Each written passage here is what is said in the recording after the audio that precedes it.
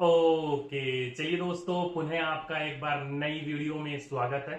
तो दोस्तों, कल से आप लोग ये अपडेट देख ही रहे हो कि अब जो है बीएड वाले जो अभ्यर्थी थे वो प्राइमरी यानी कि 1 से लेकर 5 तक के लिए वैलिड नहीं रहे हैं। कल रात में आपका जो कोर्ट का ऑर्डर था, वो पूरा का पूरा जो पिटीशन डाला गया था, वो पूरी की पूरी 45 पेजों की जो पीडीएफ है वो आ चुकी थी।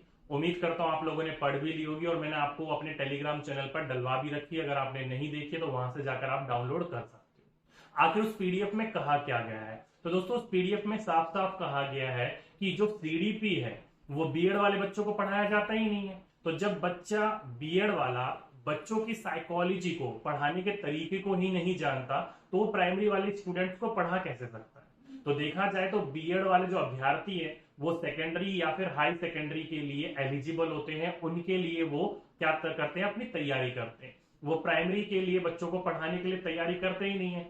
उन्होंने उस कोर्ट के अंतर्गत, पिटीशन के अंतर्गत ये भी कहा गया है, उस ऑर्डर के अंतर्गत ये भी कहा गया है कि अगर बीएड करने के बाद भी 6 महीने का ब्रिज कोर्स करना पड़ रहा है विद्यार्थियों को, तो इसका मतलब यही है कि बीएड जो है वो एलिजिबल नहीं है प्राइमरी वाले बच्चों को पढ़ाने के लिए। इसलिए तो 6 महीने का अलग से कोर्स करवाया जा रहा है और पिछले 5 साल में ब्रिज कोर्स करवाने की बात कही जा रही है, लेकिन अब तक वो करवाया नहीं जा रहा है। जैसे कि आप ये पूरा का पूरा आप पीडीएफ देख सकते हो, आप डाउनलोड करना चाहो तो डाउनलोड भी कर सकते हो। लेकिन मेन मुद्दा वो बात नहीं है। मेन मुद्दा ये है कि बीपीएससी के अंतर्गत इसका क्या प्रभाव पड़ेगा। तो देखो दोस्तों, आपके सामने एक ये चीज दिख रही होगी, इसमें साफ लिखा है कि बीटीसी डिप्लोमा धारक ही बन पाएंगे प्राथमिक शिक्षक। जो कि मैं आपको पहले भी बता चुका हूं कि जो बीटीसी वाले होंगे केवल, यानी कि बीटीसी बोल लो, जेबीटी बोल लो, डीएलएड बोल लो, डाइट बोल लो, कुछ भी बोल लो, उसके अंतर्गत अब यहाँ पर कई बच्चों के सवाल भी उठ रहे हैं कि सर अगर जो पहले के लगे हुए हैं उनका क्या होगा। तो दोस्तों, पहले से जो लगे हुए हैं उनके ऊपर कोई भी दिक्कत वाला सामने वाली बात नहीं आएगी। नए अभ्यर्थियों के लिए, नए लोगों के लिए बात कही गई। ठीक है। अब ये पीआरटी के लिए एलिजिबल कौन है? तो देखो दोस्तों, अगर आपने बीएलएड कर रखी होगी तो आप एलिजिबल हो। डीएड, जेबीटी या फिर बीटीसी किसी भी नाम से जानते हो, जो कि हरियाणा, दिल्ली में डाइट कहा जाता है, जेबीटी हरियाणा कहा जाता है, राजस्थान के अंतर्गत इसे बीटीसी कहा जाता है। तो वही वाली बात है, अगर आपने ये कर रखा है तो आप एलिजिबल हो। साथ ही साथ में अगर आपने स्पेशल एजुकेशन वाला कर रखा है तो आप फिर भी एलिजिबल हो पीआरटी के लिए। ठीक है।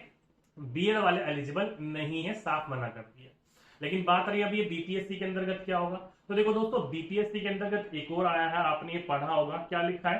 राष्ट्रीय अध्यापक शिक्षक या शिक्षा परिषद के दिशा निर्देश पर तय होगी योग्यता। कहने का मतलब क्या है, देखो इसको थोड़ा सा डिटेल में पढ़ते हैं।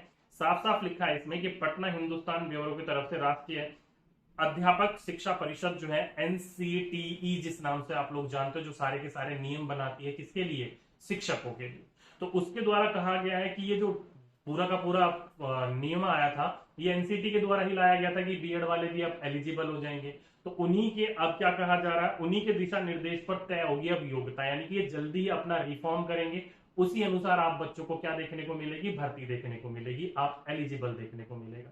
तो यहाँ पर यही है कि बिहार सरकार जो है, अभी अगर आप इसको डिटेल में पढ़ोगे तो साफ साफ लिखा जा रहा है कि एनसीटी द्वारा मान्यता प्राप्त संस्थानों से बीएड करने वाले भी कक्षा 1 से 5 तक पढ़ाने के लिए क्या माने जाएंगे? योग्य माने जाएंगे। लेकिन इस प्रकार के स्कूल शिक्षा के रूप में नियुक्ति अभिव्यक्ति को नियुक्ति होने पर 2 साल भर्ती एनसीटी के द्वारा प्राप्त प्राथमिक शिक्षा में 6 महीने का जो ब्रिज कोर्स होता है वो आपको करना होगा। और अगर आप अपना हिस्ट्री उठाकर देखो तो एनसीईटी के द्वारा अभी तक 5 साल में ब्रिज कोर्स करवाया ही नहीं गया है। यानी कि जो टीचर लगे हैं वो बीएड के अनुसार ही लगे हैं और उसी अनुसार वो पढ़ा रहे हैं।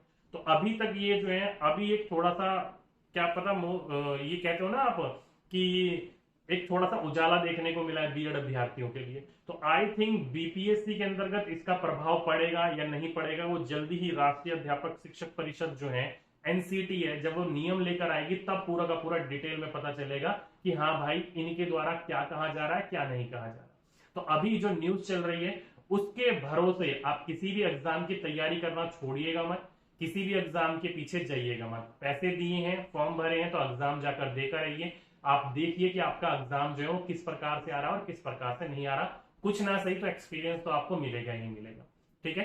बाकी बिहार सरकार के द्वारा, शिक्षा विभाग के द्वारा अभी तक ऐसा कोई निर्णय नहीं आया है, क्योंकि आप सभी बच्चों को पता है सुप्रीम कोर्ट, ठीक है, उच्चतम न्यायालय हमारे भारत का केस चल रहा था राजस्थान का, उन्होंने निर्णय दे दिया। लेकिन राज्य का अपना जो होता है उसके ऊपर भी कुछ निर्णय होता है। तो इसलिए भाई थोड़ा सा मायूसी होने वाली तो खबर है, लेकिन आप लोग थोड़ा वेट कर सकते हो। बाकी ऑर्डर में साफ साफ कहा गया है, अच्छी तरीके से डिटेल में लिखा उन्होंने, अलग अलग पॉइंट पर 43 पेज पर 38 पेज पर साफ साफ लिखा है कि बीएड वाले जो होते हैं वो प्राइमरी के बच्चों को पढ़ाने के लिए पूरी तरीके से उनको कोर्स करवाया ही नहीं जाता है, प्रिपेयर करवाया ही नहीं जाता है। बीएड वाले जो होते हैं वो सेकेंडरी के लिए या फिर हाई सेकेंडरी के लिए उनको तैयार किया जाता है। तो बच्चों के साइकोलॉजी को समझते ही नहीं है, बच्चे के कैसे पढ़ाना है, किस तरीके से पढ़ाना है, उस तरीके को समझते ही नहीं है। तो इसलिए बीएड वालों को वहां से ये तर्क देकर हटा दिया गया। बाकी अलग अलग बातें आ रही हैं कि इसको हम एसएलपी कर लेंगे, आगे कर लेंगे, ये देख लेंगे। तो देखते हैं क्या होता है क्या नहीं होता। लेकिन अभी तक मैं आपको यही सलाह देना चाहूंगा कि भाई आपको एक मौका मिल सकता है आगे जाने वाले समय में। अगर कोई दिक्कत हुई, कुछ राज्य सरकार की तरफ से क्लियरेशन आया तो मैं तो आपको अपडेट कर ही दूंगा। नहीं तो यार मुझे ऐसा लग रहा है कि ये बीपीएससी वाले में भी कहीं ना कहीं जो है एग्जाम के ऊपर थोड़ी अड़चने देखने को मिल सकती है। ठीक है, चलिए, तो एक ये छोटी सी न्यूज थी मेरी तरफ से। उम्मीद करता हूँ बीएड वाले बच्चे थोड़े से परेशान हैं, थोड़े से मैं बोल सकता हूँ उनको कि आप अपने अनुसार अपने देख लीजिए। अभी थोड़ा बहुत आशा है अभी भी राज्य की तरफ से।